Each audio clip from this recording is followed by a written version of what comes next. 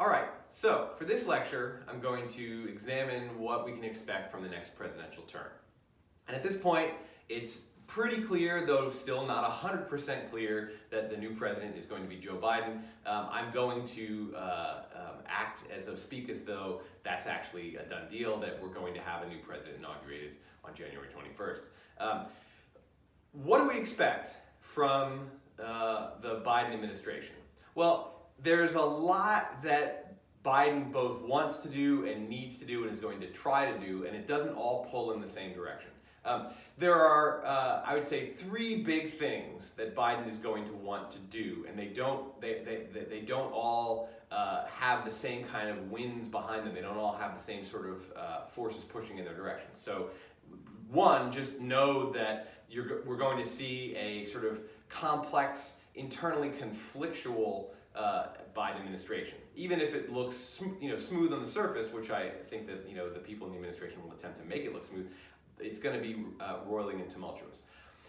Number one, Biden is going to want to heal the country, but post-Trump. I think that the healer-in-chief role is one that he embraced during the campaign. I think that he's going to continue embracing it, particularly in the first year of his presidency, that is actually not just politics, but that's actually, to me, it looks like how he really feels. He understands that there needs to be a unifier-in-chief, a healer-in-chief, for this country, and that the election results, even though in the end he's going to have won a pretty decent presidential victory in terms of both popular votes and electoral votes, that the kind of divisive rhetoric, the red states, blue states, us versus them, seeing political opponents as enemies, that has been, part of American politics for several decades, but was amplified and put on hardcore steroids during the Trump years, that it's his self-appointed task, and it's what a lot of Americans want. It's what many of the people who voted for him want, is to heal that divide. So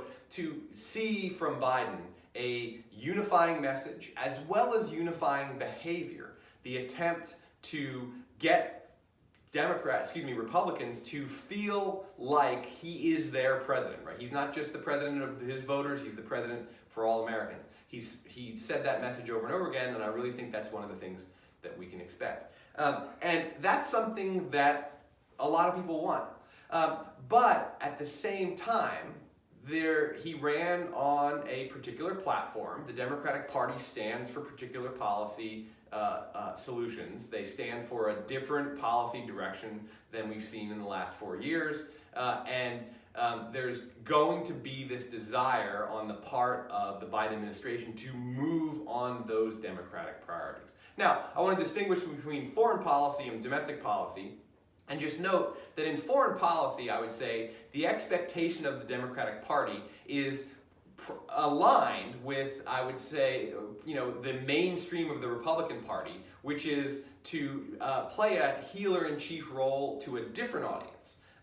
Part of what Biden wants to do is to heal the American political culture, to heal internally.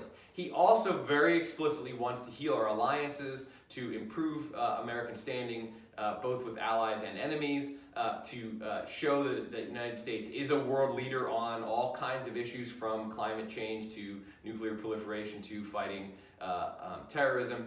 And so a big part of what Biden is going to want to do, and this is in the toolkit of the executive powers to be able to do without having to face the frustrations of getting things through Congress, is to improve our foreign relations, to improve our alliances, to improve America's standing in the world. And I think that that is probably going to be a big priority. One, because it's stupendously important. Two, because it's within Joe Biden's experience. He was, as a senator, he was in the Foreign Relations Committee for many years. He was the Vice President of the United States, who ends up, going around the world and doing an awful lot of important diplomacy. He's experienced at it. He has connections. He also has the desire, and it's within the tools of the executive branch to do that. Biden can win essentially in that healing role. It's going to be very hard to be the domestic healer-in-chief, to get Americans to see each other as sort of connected much more than they are divided. That's going to be very challenging, but I think that in terms of foreign policy, that's going to be a much easier job. And so that's one of the things we're going to see up front. One, because it's in his experience and his wheelhouse. Two, it's within the executive powers. And three, it will be a palpable place to show victories, to show that the Biden administration is actually making things better. Domestic policy is going to be much more problematic for a couple of reasons.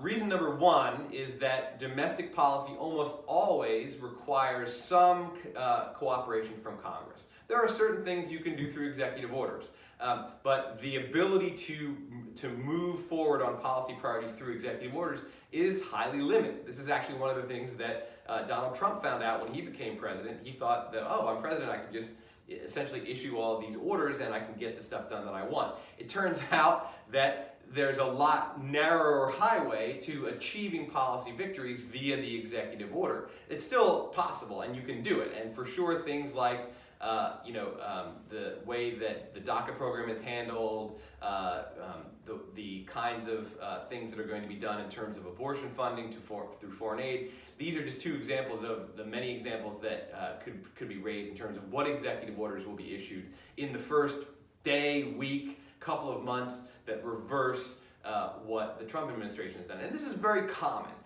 Incoming presidents come in with a flurry of, when there's a change of partisan administrations, come in with a flurry of executive orders to reverse the thing that their predecessor did, that reverse the thing that their predecessor did, that reverse the thing that their predecessor did. That's one of the dangers and problems of governing through executive order or through regulatory pushes, is that those kinds of things are much more easily undone when inevitably a different party takes over the administration.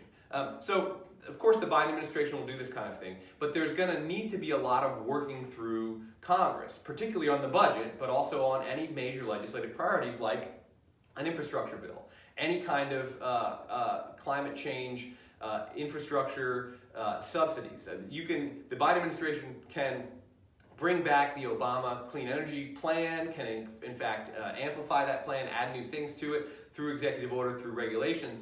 But in order to be able to actually take more aggressive action on the climate change agenda of the Democratic Party is going to require legislation. It's going to be a big fight and probably going to be defeated by Republicans, or if it's not defeated, it's probably going to be significantly watered down.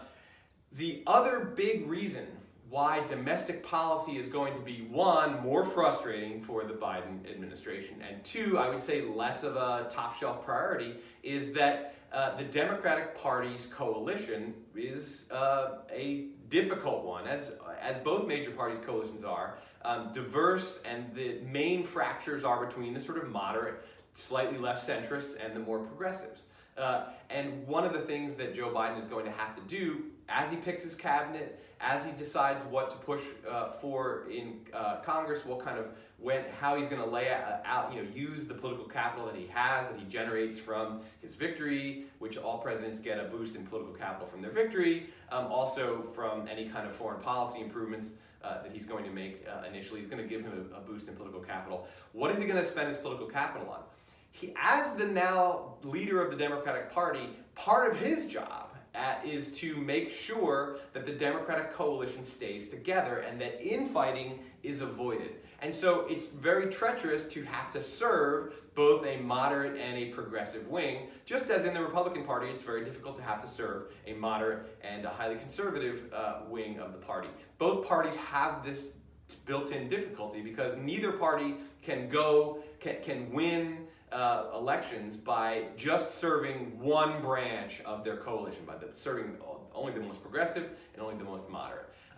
The Democratic Party is itself now going to be a battle place for, as it always is, but even more intensely because of a majority in the House as well as the presidential administration, for the soul of the party. And as the leader of the party and as the new president, Biden is going to have to he's going to be the locus of that battle, and he will have to negotiate it. So what we can expect, and I think this will show up in his cabinet picks because he's not going to just lean in the progressive direction, he's not going to ignore the progressives and lean only in the moderate direction. He's going to have to pick and choose where to put moderates, where to put progressives.